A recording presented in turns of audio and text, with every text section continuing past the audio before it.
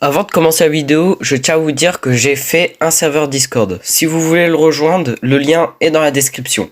Et sur ce, commençons. Yo les gars, c'est Fushidori. Aujourd'hui, nouveau FFSC, le numéro 3. Pour ceux qui savent pas ce que c'est un FFSC, c'était un ancien concept qui était dans ma chaîne secondaire. Et aujourd'hui, je vais vous parler de Resident Evil 8. Tout d'abord, le jeu est sorti en mai 2021 sur PS4, PS5, Xbox One, Xbox Series et PC. C'est toujours développé par Capcom et c'est toujours un survival horror. Alors j'aurais bien aimé vous raconter l'histoire de Resident Evil 8, mais le problème c'est que dès le début il y a déjà un spoil et c'est un truc majeur dans l'histoire du jeu. Donc du coup, je ne vais pas vous raconter l'histoire du jeu et je vais passer directement au point positif et au point négatif. Tout d'abord, le gameplay ressemble énormément, et c'est normal, à Resident Evil 7, parce que Resident Evil 7 et Resident Evil 8, ce sont tous les deux des jeux au type de vue FPS. Et franchement, ça me dérange pas de jouer en FPS, mais le problème c'est pendant les gunfights, ce n'est pas souvent précis. Ensuite, l'histoire, sans spoiler, je la trouve assez what the fuck, parce que on comprend bien l'intention de notre personnage, mais la manière auquel c'est scénarisé, ça rend franchement le tout très bizarre.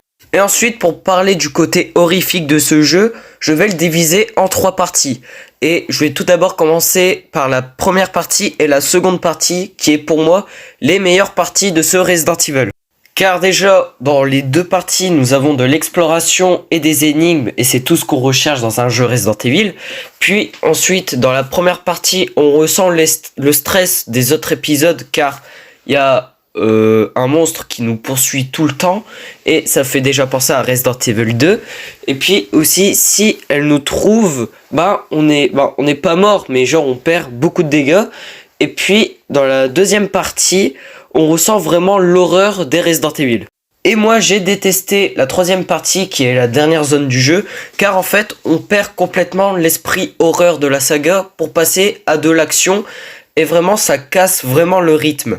Donc du coup, pour finir la vidéo, Resident Evil 8, c'est un bon jeu, malgré que l'histoire est assez what the fuck, et que la troisième partie n'était vraiment pas nécessaire au jeu.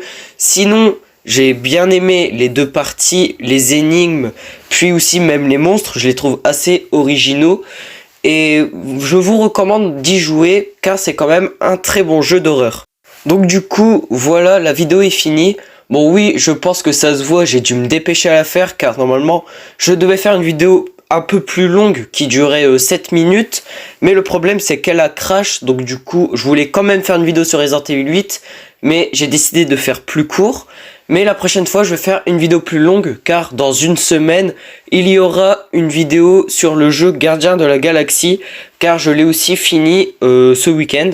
Donc du coup, si vous voulez voir cette vidéo, n'hésitez pas à vous abonner. Et si vous avez aimé cette vidéo, n'hésitez pas à liker, à me suivre sur les réseaux et mon serveur Discord. Et sur ce, à plus les gars.